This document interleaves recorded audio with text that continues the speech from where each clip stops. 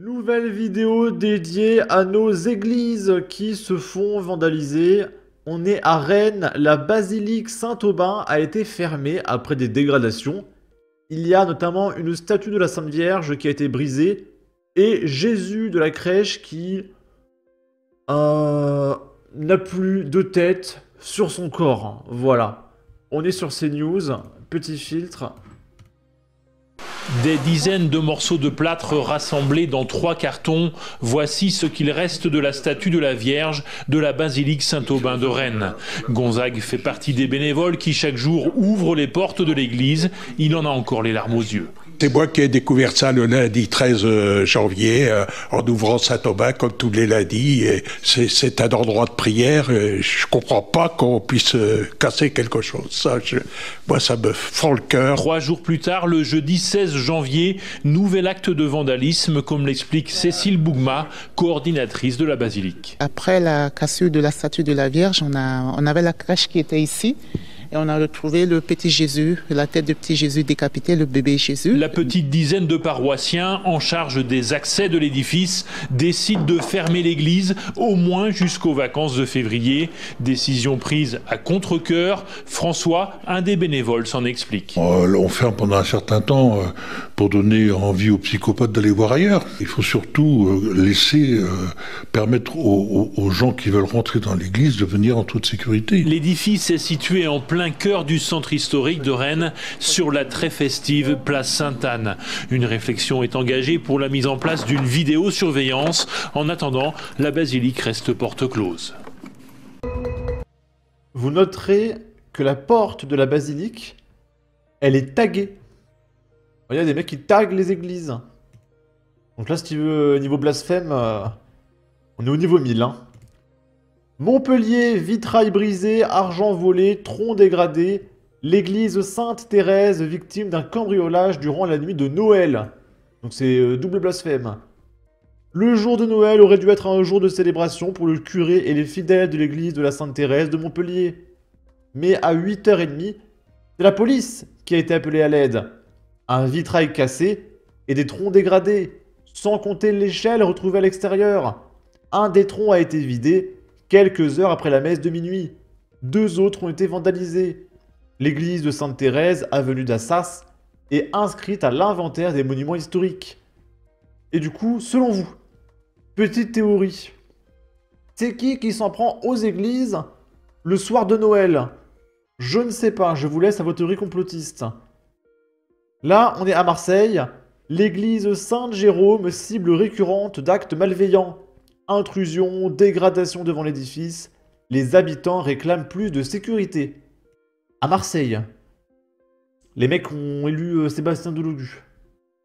Oui, c'est en arrivant à l'église ce matin qu'une membre de la paroisse constate que la porte d'entrée a été forcée. Elle prévient le curé qui l'accompagne à l'intérieur. Il y a bien les traces d'une intrusion, quelques affaires dérangées dans un bureau situé près de l'accueil, mais pas de vol ni de vandalisme à déplorer. Des faits qui interviennent quelques jours après des dégradations commises sur la balustrade au pied de l'édifice, des colonnes complètement détruites comme vous pouvez le voir derrière moi, entouré de ces rubalises, des actes qui touchent les habitants de ce noyau villageois que nous avons pu croiser cet après-midi.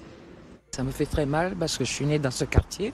Mes enfants ont été baptisés, mes parents, quand ils sont décédés, ils sont passés par cette église. Je suis vraiment écœurée qu'on touche un lieu de culte, aussi bien n'importe quel lieu de culte, mais celui-là, ça fait des années qu'on est dans le quartier et qu'on connaît, et puis ça fait trop de peine, quoi. Je pense que c'est dommage parce que c'est quand même l'église de Saint-Jérôme. Saint-Jérôme était un quartier. Un quartier, c'était convivial et progressivement, ça se dégrade. C'est dommage.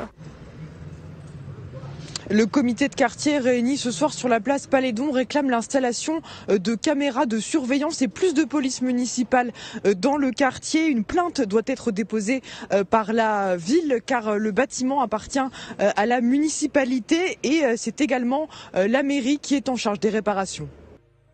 Et du coup, on peut voir que les poteaux ont tous été pétés ici. Hein. Ok. Là, on est à Nemours dans le 77. La messe a été perturbée par 2 individus, dont un migrant tunisien sous le coup d'une OQTF. 2 hommes se sont introduits dans l'église paroissiale de Nemours ce dimanche en pleine messe, troublant ainsi l'office.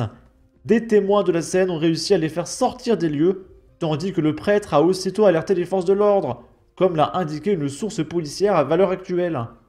Les 2 suspects ont été appréhendés et contrôlés par des policiers à proximité de l'église. L'un d'eux, un Tunisien de 33 ans, sans domicile fixe, était inscrit au fichier des personnes recherchées pour une obligation de quitter le territoire français. L'individu a été placé en rétention administrative au commissariat de police. Il n'y a pas eu de menaces ni de dégradation commise dans l'église. Aucune plainte n'a été déposée. Là, c'est l'église Saint-François qui est en feu à Montpellier. Les pompiers sont sur place. C'était il y a, je dirais, un peu plus d'1 mois. Donc, je vais éviter de mettre la vidéo, des fois que YouTube n'aime pas les flammes. Mais voilà, il y a le toit de l'église qui prend feu, les pompiers qui essaient d'éteindre les flammes. Ok. Mais pourquoi Koubé les églises prennent feu? Et que les églises, hein. C'est... je sais pas. Là, on est à Vendôme dans le 41. Second vol en moins de 2 mois dans la chapelle du Bon Secours. Après le tronc de visée, c'est au tour de la croix d'être dérobée. Cela est vécu comme une agression. Les sœurs se sont rendues compte de sa disparition au moment de préparer la messe de 17 h, rembobine Astrid Mercier de Beaurouvre, intendante des sœurs du Bon Secours. On ne sait pas comment a fait le voleur. Même cachée sous un gros manteau, cette croix ne passerait pas inaperçue, d'autant plus qu'elle était placée dans un coin constamment éclairé de la chapelle. Haute d'environ 80 cm et large de 50 cm, dorée, représentant le Christ, la croix avait été offerte en don aux sœurs il y a plusieurs dizaines d'années. Astrid Mercier de Beaurouvre a déposé plainte pour vol au commissariat de Vendôme le lendemain. Il s'agit de sa 2e plainte en moins de 2 mois. En octobre, les sœurs ont en effet eu la mauvaise surprise de découvrir la petite boîte en bois qui servait de tronc aux fidèles, totalement fracturée. Nous avons dû acheter un tronc plus gros, regrette le directeur. Ce second vol est vécu comme une agression. Par ailleurs, cette croix n'a pas une grande valeur financière, mais elle nous est chère pour l'aspect sacré qu'elle revêt. Que encore elle serait en or, ça vaudrait du pognon? Mais non, elle est juste dorée. Donc ça veut dire que le mec extrêmement intelligent s'est dit « Ouais, ça brille, ça a de la valeur », alors que pas du tout. Donc voilà.